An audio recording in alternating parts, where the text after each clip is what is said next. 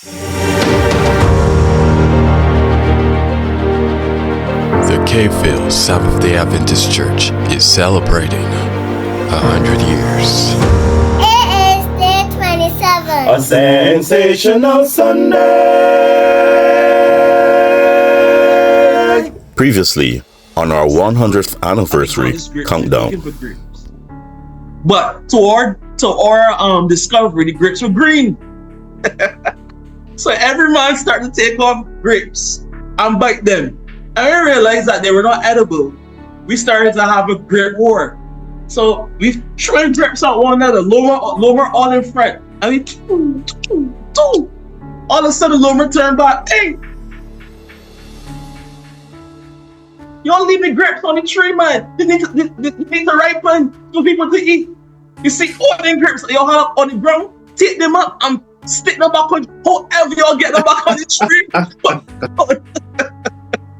I don't know if Lomer sees this, if you remember that, but that was a moment that was that's really etched on my mind. I always remember that moment. Another moment we had cricket. Times we played cricket. I didn't do too well. Jason didn't do too well either. But we had cricket. Did a lot better than you. Pardon me? I did a lot better than you. Whatever. Anyway, we were also part of the Avec consorts, and I remember going to harvests and concerts all across Barbados with Lomer and Kirk and Gary, Adrian Carter, Floyd Carter, Dwight, all those guys. And there was this one time, or a few occasions, Lomer was one of the only persons who had, well, besides, it was Lomer, Gary, I think, Adrian. Those were the only persons who had vehicles at the time. But Lomer being closest to most of us. Kerwin, myself, I don't remember if you were there, but who else? But it was a whole bunch of us. Now we get in the XL, the high-end XL.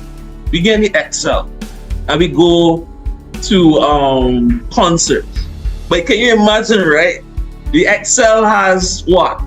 3-4 passenger seats like most cars do. But the XL was a little smaller.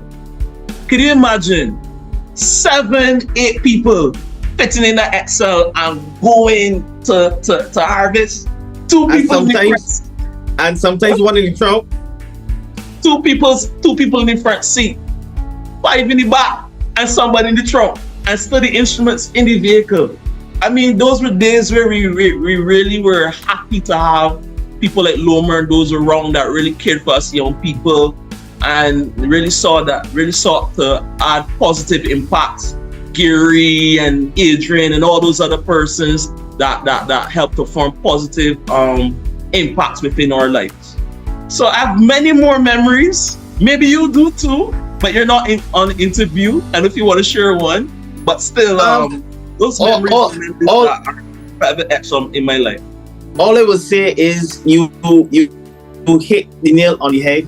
More so than anyone else, Lomer was the mentor for a large generation of young people at KFL. Obviously, your generation, the generation below you, which would be myself, Shaka, Shane, Shamar, Alir, and then we come down to the younger generation. He has been there.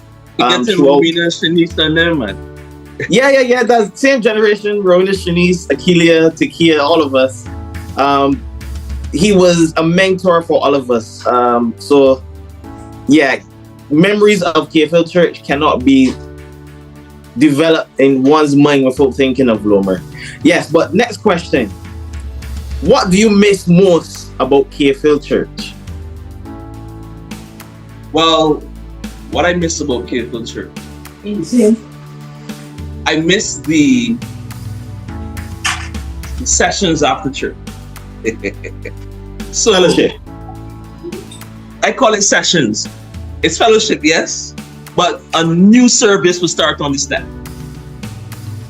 After church is finished, you would think that everybody would go home, but everybody would stay back after church for another half hour to 45 minutes. Somebody said almost 2 hours. Even on Sabbath, church finished about 1 o'clock, And I can remember days, say my father, the late Patrick Linton, who else? Elder Graham, that's the senior Elder Graham, and Brother Armstrong. All those guys will be standing outside on the porch for another hour and a half, just talking and talking. Of course, we didn't see each other during the week. So at that time, it was a time just, yes, it's Sabbath, I understand, but it was a time that we could just talk to each other about what happened and get a load off of our chests and fellowship with each other and what's not. And that was really something that maybe is a thing in the past, not at Kayfield, but as I travel through the Caribbean, you don't get that long fellowship. So, I mean, we used to have our potlucks. I'm not sure if Kayfield does that anymore. Maybe COVID would have put a halt to that. Kayfield still has that after church on Sabbath. Everybody goes home. Yeah, home.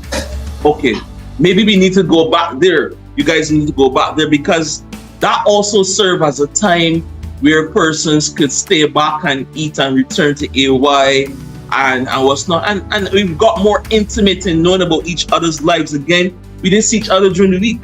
So it was a time that we could sit down and we could speak about what's going on in life and what's not, you know. Yeah, so those are things that I would never forget. Those are things that I would want for any church that I am a district pastor. That fellowship, that fellowship is that one thing that really drives us as humans and as Christians. Okay. Now, obviously, most churches have young people. What would you say to our members who are young people to encourage them in their spiritual life? All right. First things first. Kayfield has never been short of young people.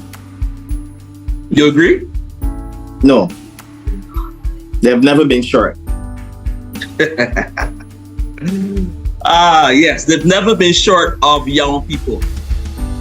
And I can still see the same influences that we had as young people coming up being inculcated in this younger generation that we have. Because I am seeing a lot of young leaders at Kayfield right now. I am seeing leaders in, I know Robina and those guys are a little older. They're leading now. But I'm seeing leadership within this younger cadre of youth. I would have seen these young people when they were much younger as children coming up in kindergarten and early teen, and I am seeing leadership now in them. I was so impressed to see Chad and Ryan and Preston taking up prayer and fast yesterday. Right? As I look on social media on the pages and I follow the YouTube channel that Kayfield has, I've seen a lot of our young people really taking on a leadership position, and they're serving God and serving His people. So I want to say to you, young people, kudos to you. First of all, I want to thank you for allowing the Holy Spirit to work through you and to carry the commission that God has called you on. I know it cannot be easy as a young person, as a Christian, even a Seventh-day Adventist, in this environment that we are in terms of young people, the distractions, the ever-changing environment of the world as we go down to the end of time. I see our young people striving. Yes, you are not perfect. However, I believe that you are staying connected with Jesus and that you are moving in the right direction. Therefore, it means that us who have gone on before you, you have to lead good examples or be good examples for others to follow. I remember seeing all of you as pathfinders, and when you look at the word pathfinder, means to go and find new paths or discover new areas that weren't discovered before. And when you find that path, you leave a path available for others to follow. So it means that the examples that you set must be very positive examples, because truthfully, our churches are aging churches.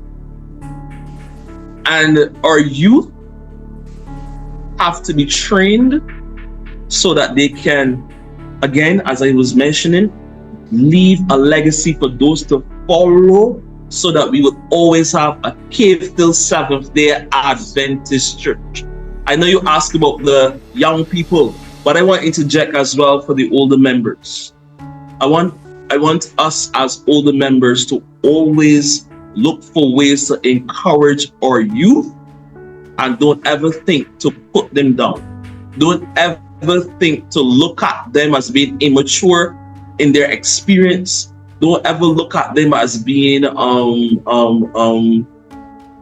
the other young people. Always see them and encourage them to be good influences in this world. Always encourage them to move on for the cause of Christ. There's so much pressure on the outside. We don't need that kind of pressure on the inside in church. We need church to be a safe place and a safe space where our youth can thrive, and that the perceived gap in the ages or the generations can be shortened, that we all live as one community of believers. So that's my admonition to the young people at Cave-Hill Seventh-day Adventist Church. Okay, now that was the final question that we have.